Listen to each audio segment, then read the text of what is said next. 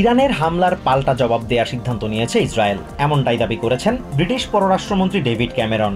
বুধবার জেরুজালেমে ইসরায়েলের প্রধানমন্ত্রী বেঞ্জামিন নেতানিয়াহুর সঙ্গে বৈঠকের পর একথা জানান তিনি। ইরানের হামলার জবাব দেওয়ার বিষয়ে ইসরায়েল এককভাবে সিদ্ধান্ত নেবে, ক্যামেরনকে এমনটাই জানিয়েছেন নেতানিয়াহু।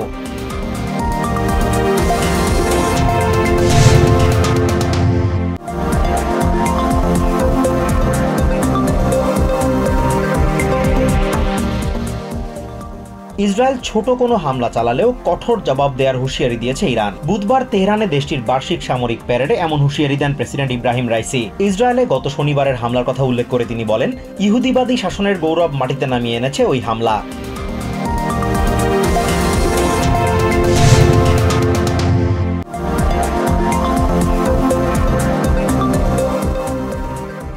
গাজায় যুদ্ধবিরতি এবং জিম্মিদের মুক্তির আলোচনা বর্তমানে নাজুক পর্যায়ে রয়েছে বলে জানিয়েছেন কাতারের প্রধানমন্ত্রী ও পররাষ্ট্রমন্ত্রী শেখ মোহাম্মদ বিন আব্দুর রহমান আল থানি। তিনি জানান, যতটা সম্ভব যুদ্ধবিরতি আলোচনার বাধা দূর করার চেষ্টা করছেন তারা।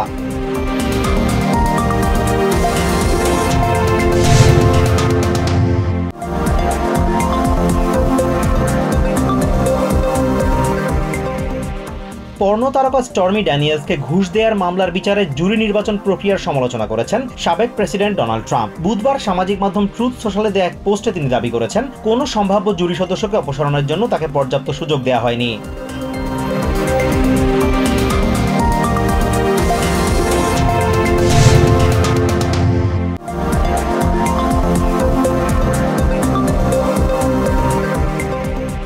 ঘুষ নেওয়ার অভিযোগের দায় স্ত্রী নাইডিন মেনেন্ডেজের ওপর চাপাতে পারেন নিউ জার্সির ডেমোক্রেটিক সেনেটর বব মেনেন্ডেজ। আদালতের নথিপত্র পর্যালোচনায় মেনেন্ডেজের আইনজীবীদের এমন প্রচেষ্টার তথ্য প্রকাশ করেছে বিভিন্ন গণমাধ্যম।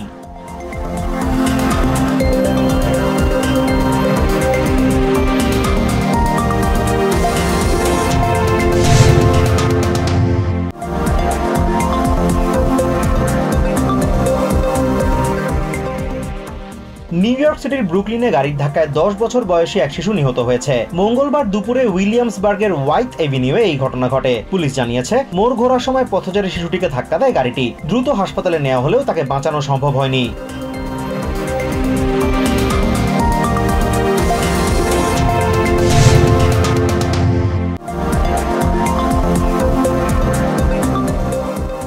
মধ্যপ্রাচ্যের দেশ ওমানে টানা বৃষ্টিতে সৃষ্ট বন্যায় অন্তত 19 জনের মৃত্যু হয়েছে। গত রবিবার থেকে টানা বৃষ্টি চলছে দেশটিতে। অন্যদিকে ইউনাইটেড আরব আমিরাতে 75 বছরের মধ্যে রেকর্ড বৃষ্টিতে বন্যার সৃষ্টি হয়েছে। দুবাই জুড়ে দেখা দিয়েছে জলাবদ্ধতা। পানিতে তলিয়ে গেছে দুবাই আন্তর্জাতিক বিমানবন্দর।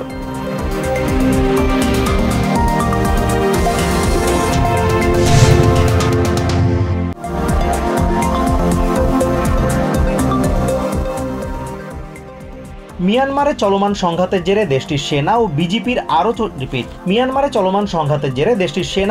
আরো 46 সদস্য পালিয়ে এসে বাংলাদেশে আশ্রয় নিয়েছেন। মঙ্গলবার মধ্যরাত থেকে বুধবার সকাল পর্যন্ত এই 46 জন পালিয়ে আসেন বলে জানিয়েছে বর্ডার গার্ড বাংলাদেশ।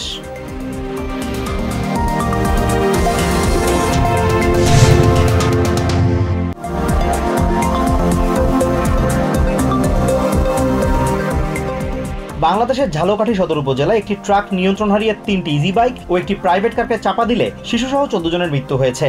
আহত হয়েছে আরো 12 জন। বুধবার দুপুরে ঝালকাঠির গাবখান সেতু টোল প্লাজায় এই দুর্ঘটনা ঘটে। এই ঘটনায় ট্রাকটির চালক ও তার সহকারীকে আটক করেছে পুলিশ।